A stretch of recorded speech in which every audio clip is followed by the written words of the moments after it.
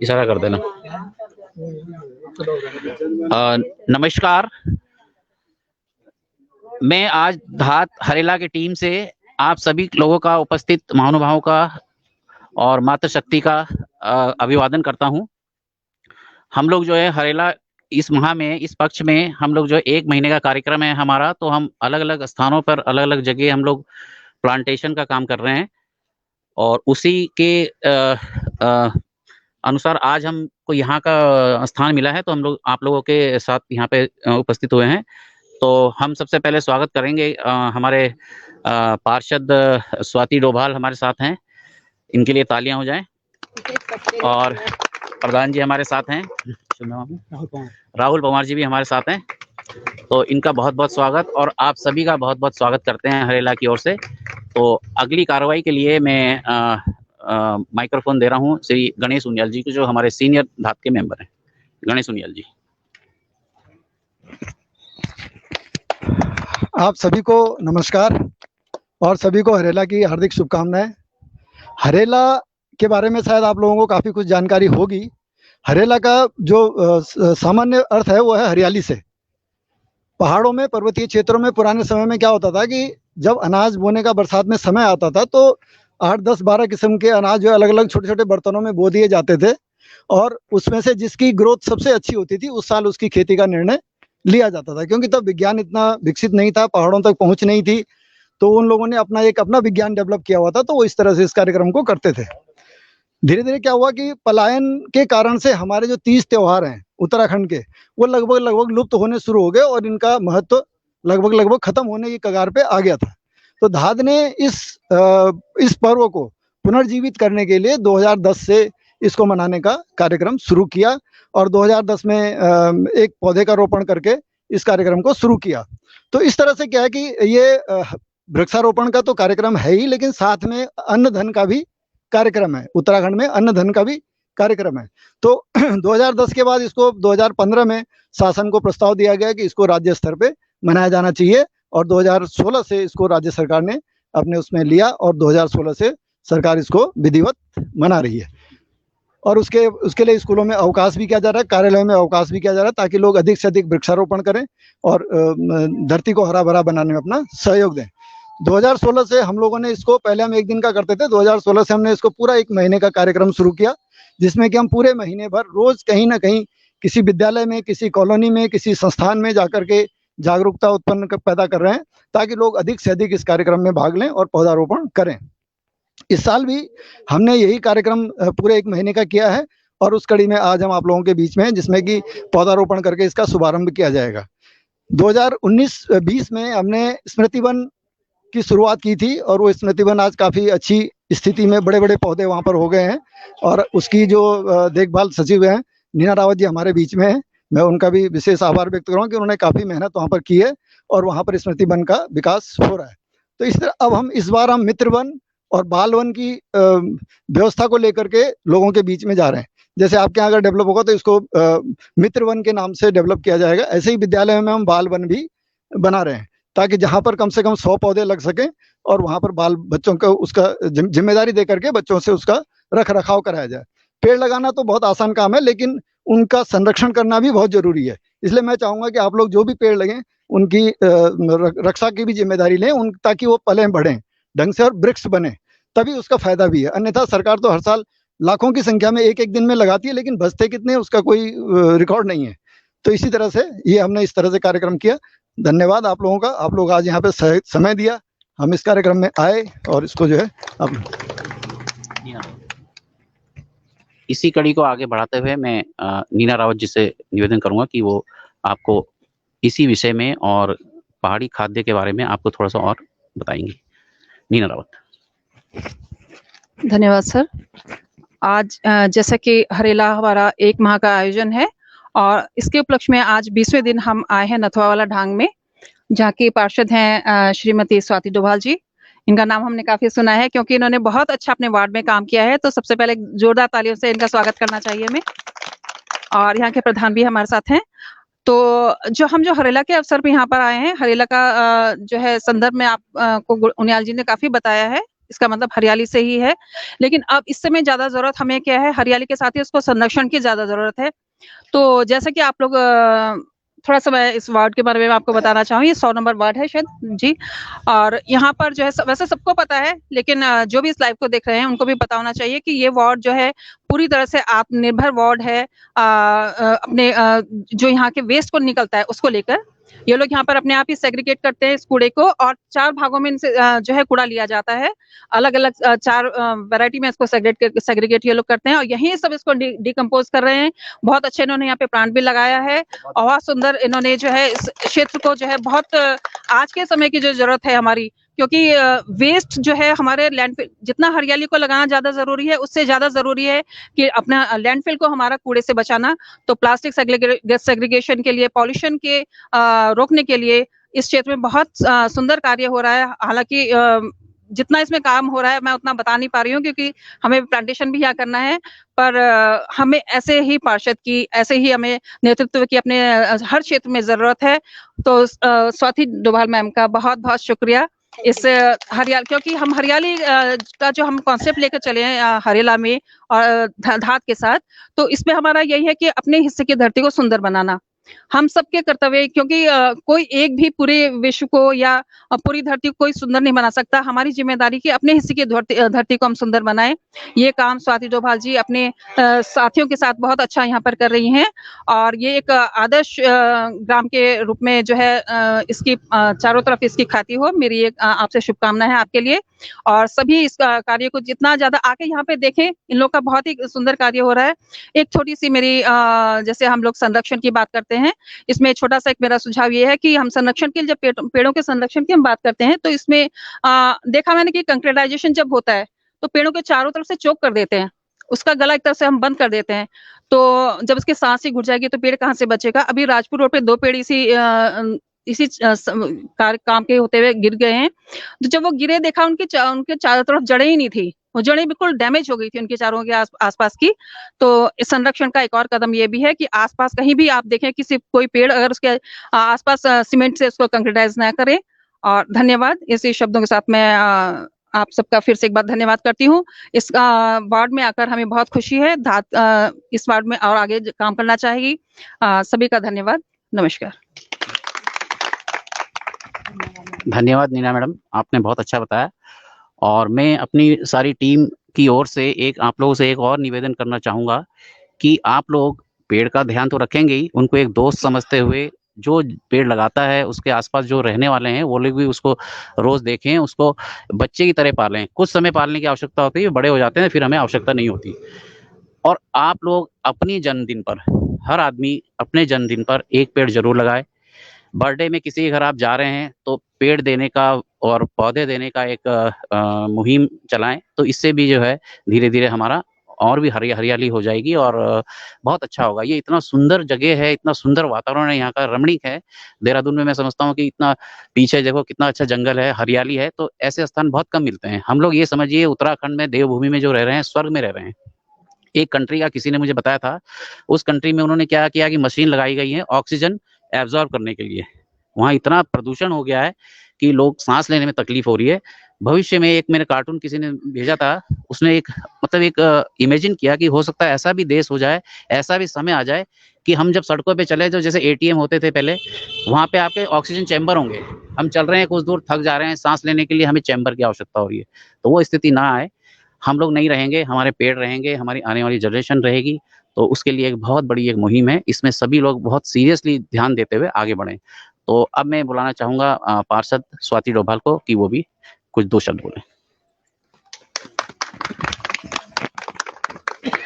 सर्वप्रथम आज नथुआ वाला वार्ड नंबर 100 में मैं समस्त धाद सदस्यों को स्वागत करती हूँ, आप सभी का अभिनंदन करती हूँ।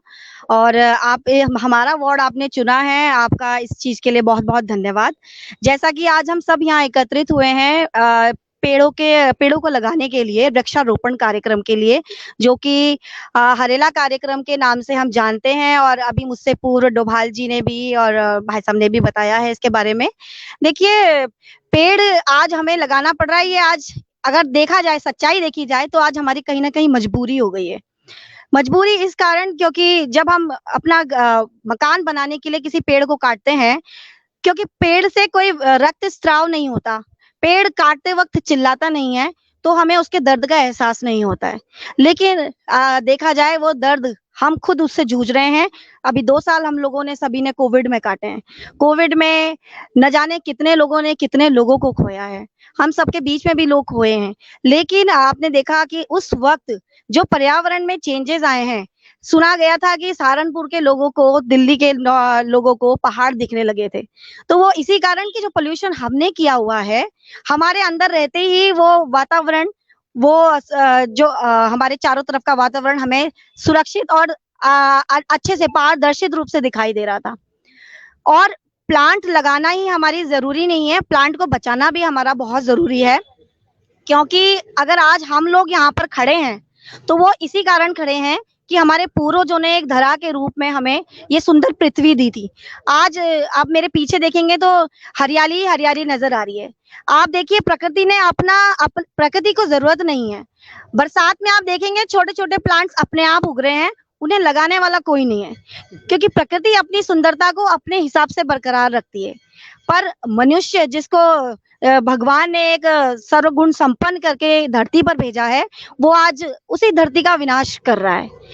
तो ये विनाश और ना हो, हम इस प्रकृति को बचा सकें, हम अपने पूर्वजों को, हमने अपने आने वाले जनरेशन को, फ्यूचर को दिखा सकें। ऐसा ना हो कि जैसे हम अभी बॉटनी में प्लांट्स कई स्पीशीज पढ़ते हैं और वो प्लांट्स अभी जीवित भी नहीं है।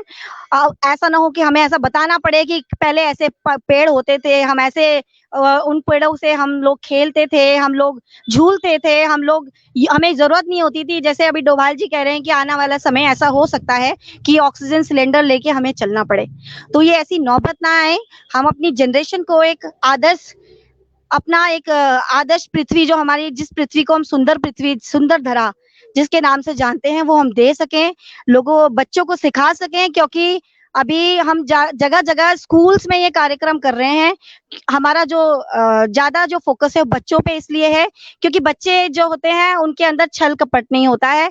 आजकल अगर देखा जाए तो प्लांटेशन सिर्फ एक फेसबुक का आपका डीपी चेंज करने के लिए हो गया है। प्लांट्स लगाने वाले प्लांट्स लगा के चले जाते हैं, उसके बाद उस प्लांट को देखने वाला कोई नहीं होता है। अभी मैडम भी कह रही थी कि एक राजपुर में एक जो पेड़ था वो खत्म हो चुका था, उसकी जड़ें जो हैं वो बनी नहीं। तो वो इसी कारण हुआ कि हम लोगों ने पेड़ तो लगा दिया लेकिन उसका संरक्षण नहीं कर पाए। यही कारण है कि आज हम खुद प्रकृति को नुकसान पहुंचाकर खुद अपने आप को नुकसान पहुंचा रहे हैं और उससे जूझ रहे हैं। मेरा सभी से, यहाँ सभी जो मेरे नथुवाला से भी हैं और सदस्य भी जो इस वीडियो को देख रहे हैं, हम लोगों ने ये जो संकल्प लिया है कि पेड़ लगाना है और पेड़ का संरक्षण करना है, ये ऐसे ही जारी रहे। ऐसा ही एक आंदोलन, मैती आंदोलन, अगर आप लोगों ने सुना होगा, हमारे क्षेत्र से ही हैं श्री कल्याण सिंह रावत जी, जो राष्ट्रपति अवार्ड से भी सम्मानित हुए हैं, पद्मश्री से सम्मानित हुए हैं। उन्होंने एक ऐसा आंदोलन अपने गांव से शुरू किया कि जब कभी बेटी की शादी हो या बेटे की शादी हो तो बेटी अपने ससुराल जाके एक पौधा लगाएगी, और अगर बेटे की शादी हो तो बहू अपने घर पे आकर पौधा लगाएगी। तो एक बहुत अच्छी मुहिम चलाई उन्होंने, जिस कारण एक रीति रिवाज से ही जोड़ा जाए, लेकिन लोगों ने हजारों की संख्या में उस पेड़ों को लगाया है। और जब हम जिस पेड़ को हम अपने दिल से लगाते हैं तो वो एक बच्चे की भांति हम उसकी रक्षा भी करते हैं। तो वही एक लगाव हो जाता है, एक बेटी का, एक बहू का, एक परिवार का उस पौधे से। और यही कारण है कि आंदोलन के ही थ्रू हम घर घर जाकर ऐसे जागरूक कर सकते हैं, लोगों को इसको अवेयर कर सकते हैं कि आप ज्यादा से ज्यादा पेड़ लगाइए, उसे संरक्षित कीजिए और अपने बच्चों में आदत डालिए कि वो ज्यादा से ज्यादा पेड़ लगाएं, उनको उसकी वैल्यू पता हो। आप सभी का पुनः बहुत बहुत धन्यवाद, धाद सदस्यों का और मेरे वार्ड नथुवाला से जो भी आए हैं, सभी का मेरा बहुत बहुत धन्यवाद और धन्यवाद। धन्यवाद स्वाति डोभाल जी। हमारे बीच नकरौंदा के कर्मठ सामाजिक कार्यकर्ता राहुल पवार जी भी साथ हैं, पूर्व प्रधान रहे हैं वहाँ के, और मैं चाहूंगा कि आप भी जो है 2 शब्द इस संबंध में बोलें। धन्यवाद। भारत माता की, भारत माता की। आज वार्ड नंबर 100 में हरेला पर्व के उपलक्ष्य में समस्त मातृ शक्ति, युवा शक्ति एवं मेरे बुजुर्ग एवं घात टीम का बहुत बहुत धन्यवाद। आपके द्वारा हमारे क्षेत्र को चुना गया। और इससे पहले भी हमारे नकोरदा क्षेत्र में आपके द्वारा वृक्ष लगाए गए थे और आगे भी आपके द्वारा वहाँ लगने हैं। 9 तारीख को भी कार्यक्रम है, आप सभी उसमें आमंत्रित हैं। और मैं बस ये बात कहना चाहता हूँ कि हम जो पेड़ लगा रहे हैं उसकी रक्षा करना बहुत जरूरी है, क्योंकि आज हम रक्षा करेंगे तो ये पेड़ हमें कल शुद्ध हवा छाया देंगे, क्योंकि आने वाला समय बहुत ज्यादा विकट होने वाला है। क्योंकि अगर आज हमने इन पेड़ों को नहीं बचाया तो कल हमारा जीना मुश्किल हो जाएगा। तो ये सभी जागरूक लोग हैं, सभी समझते हैं और हम सब लोग अपनी जिम्मेदारी निभाएंगे। मैं एक बात कहना चाहता हूँ कि जब मैंने एक फोटो डाली फेसबुक में तो मैंने उसमें एक स्लोगन लिखा, एक संकल्प इस बार, एक पेड़ हर परिवार। क्या बात है, बहुत बढ़िया। तो अगर आप सब लोग ऐसा करेंगे तो हम पेड़ों को बचा पाएंगे और अपने को बचा पाएंगे। धन्यवाद। धन्यवाद कुमार जी। तो इसी कड़ी को आगे बढ़ाते हुए मैं माता शक्ति से कहूंगा, अगर आप में से कोई कुछ बोलना चाहे तो स्वागत है। आप आइए, कोई आइए। हाँ जी, आइएगा कोई। आ जाओ, आइए, स्वागत है आपका, प्लीज। प्रधान जी शुभ नाम क्या? प्रधान जी अश्वनी विद्वान जी भी हमारे साथ हैं। हर्षमणि विद्वान जी। तो आप भी जो है 2 शब्द और आशीर्वाद स्वरूप हमारे परिवार को और इस जो पहुंचे हैं महानुभाव उनको आप प्लीज। धन्यवाद साहब। एक्चुअल में मुझे जानकारी नहीं है कि किस विभाग से, अब पता चला कि आप धाद से हरेला पर्व जो मना रहे हैं, तो वहां से आप उपस्थित हो। आपका बहुत बहुत धन्यवाद, बहुत बहुत आभार। आपने नथुआ वाला 100 नंबर वार्ड को जो है चुना है। और जो हमारी ये पार्षद स्वाति डोभाल जी हैं, ये भी बहुत प्रयास कर रही हैं। ये वृक्षारोपण का कार्य समय समय पर चलता रहता है। बस धन्यवाद सभी का, बहुत बहुत धन्यवाद।